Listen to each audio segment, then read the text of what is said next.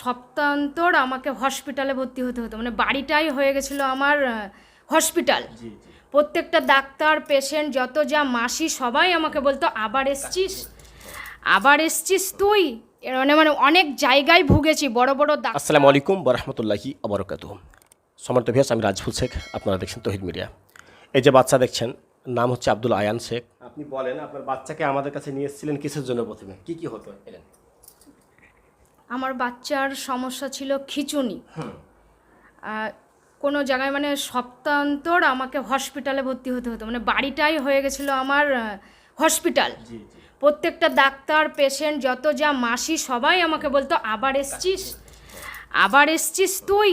মানে মানে অনেক জায়গায় ভুগেছি, বড় বড় ডাক্তার, মানে কবিরাজ দেখাইনি, এক জায়গায় নিয়ে গেছিলাম, মলবি টলবি সবার কাছে ফুটু দিয়েছিলাম, কিন্তু কিছুই ধরতে পারিনি। শুধু এপিলিপসি খিঁচুনি, ব্যাঙ্গালোর গিয়ে আমাদের ধরা পড়লো। ব্যাঙ্গালোর কি ধরা পড়েছিল?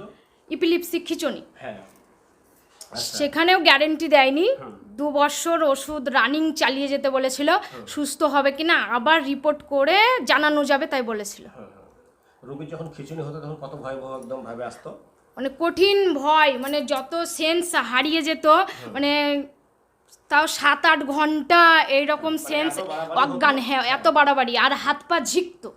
যে একদম হসপিটাল ছাড়া গতি ছিল না, হসপিটাল ছাড়া বাড়িতেও সুস্থ করতে পারতাম না। মোটামুটি আমাদের কাছে এসেছেন 17-1। হ্যাঁ, তাই তো? কমাস হলো মোটামুটি এই 2 মাস, আড়াই মাস। আচ্ছা বলেন, আপনার বাচ্চা এখন কেমন আছে? এখন আলহামদুলিল্লাহ, আল্লাহর রহমতে, আপনার ওসিলায় অনেকটাই আমার বাচ্চা সুস্থ আছে, আমাকে আরো হসপিটাল যেতে হয়নি। আচ্ছা, খিঁচুনি কভার হয়েছে? একবারও হয়নি, আসার পর থেকে একবারও হয়নি। না, অনেকবার জ্বর আসছে, কিন্তু খিঁচুনি আসেনি।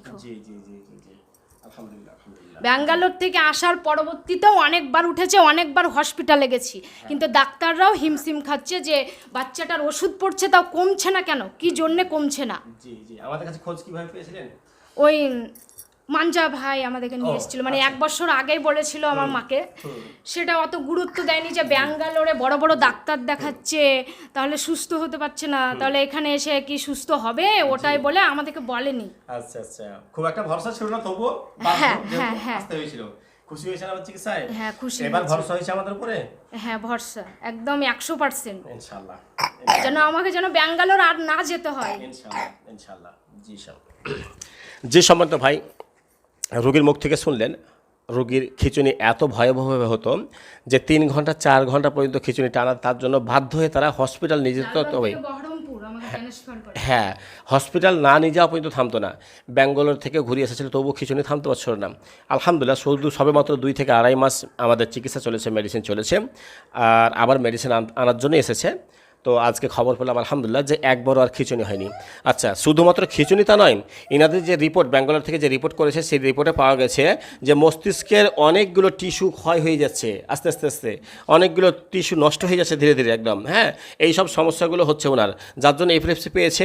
জি, আর দেখেন, একটা মস্তিষ্কের বিভিন্ন রকম টিস্যু যে আস্তে আস্তে ধীরে ধীরে ক্ষয় হয়ে যাওয়া, এটা চারটেখানি ব্যাপার নয়। মানে এনার খিঁচুনি তো মেন নয়, খিঁচুনিটা হচ্ছে তো ওইটার জন্য, ব্রেনের টিস্যু যে ক্ষয় হতে লেগেছে, ধ্বংস হচ্ছে, যার জন্য তো খিঁচুনিটা হচ্ছে।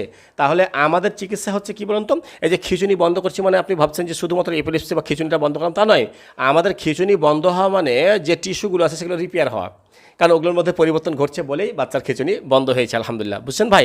জি সম্মানিত ভাই, রোগী তুলনামূলক আলহামদুলিল্লাহ খিঁচুনি বন্ধ হওয়া মানে সব থেকে বড় সাকসেস আমরা মনে করি আলহামদুলিল্লাহ, কারণ এতে সব থেকে বেশি কষ্ট, এতে সব থেকে বেশি ভয় ছিল, ওইটাই হচ্ছে মারাত্মক একটা জিনিস।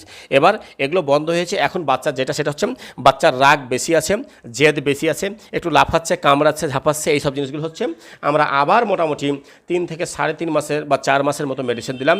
আমি আশাবাদী ইনশাল্লাহ আবার রোগী এসে তুলনামূলক আগের থেকে আরও ভালো আছে, এটা বলবেন ইনশাল্লাহ। আমরা ধাপে ধাপে চালাবো। হ্যাঁ, চিকিৎসাটাকে একটু টেনে নিয়ে যাবো আমরা। টেনে নিয়ে যাওয়ার পর আমরা আবার সিটি স্ক্যান করাবো, ব্রেনের সিটি স্ক্যান করার পর যখন ক্লিয়ার দেখতে পাবো যে ব্রেনে আর কোনো কিছু সমস্যা পাওয়া যাচ্ছে না, তখনই আমরা আলহামদুলিল্লাহ আর কিছুদিন চিকিৎসা চালিয়ে এটা সম্পূর্ণ বন্ধ দেবো এবং ফাইনাল একদম কমপ্লিট রিভিউ ভিডিও ইনশাল্লাহ আবার দেবো। রোগীর বাড়ি হচ্ছে লালবাগ, তাই তো? জি সম্মানিত ভাই, এটা হচ্ছে তৌহিদ মিডিয়া। আমরা বলেছি প্রতিনিয়ত আমরা এইভাবে ভিডিও দিয়ে থাকি। যে ধরনের খিঁচুনি হোক না কেন, সেটা হোক ব্রেন টিউমারের জন্য, সেটা হোক ব্রেনের কোনো টিস্যু ক্ষয় হয়ে যাওয়ার জন্য, সেটা হোক ব্রেনের মস্তিষ্কে আরও কিছু সমস্যার জন্য, আলহামদুলিল্লাহ আমরা খিঁচুনি খিচুনি বন্ধ করতে পারি, আর অনেক সময় আলহামদুলিল্লাহ আমরা অনেক সমস্যার সমাধান করতে পারি। যেটা ব্যাঙ্গালোর থেকে ফিরে এসেছে, আল্লাহ সুবহানাহু ওয়া তাআলা এখানে সেটা শিফা দান করেছেন। জি সম্মানিত ভাই, জি প্রত্যেক ভাইকে বলবো অবশ্যই বাচ্চার জন্য দোয়া করবেন, আল্লাহ সুবহানাহু ওয়া তাআলা যেন এই বাচ্চাটিকে পরিপূর্ণ সুস্থতা দান করেন, আমিন। আসসালামু আলাইকুম ওয়া রাহমাতুল্লাহি ওয়া বারাকাতুহু।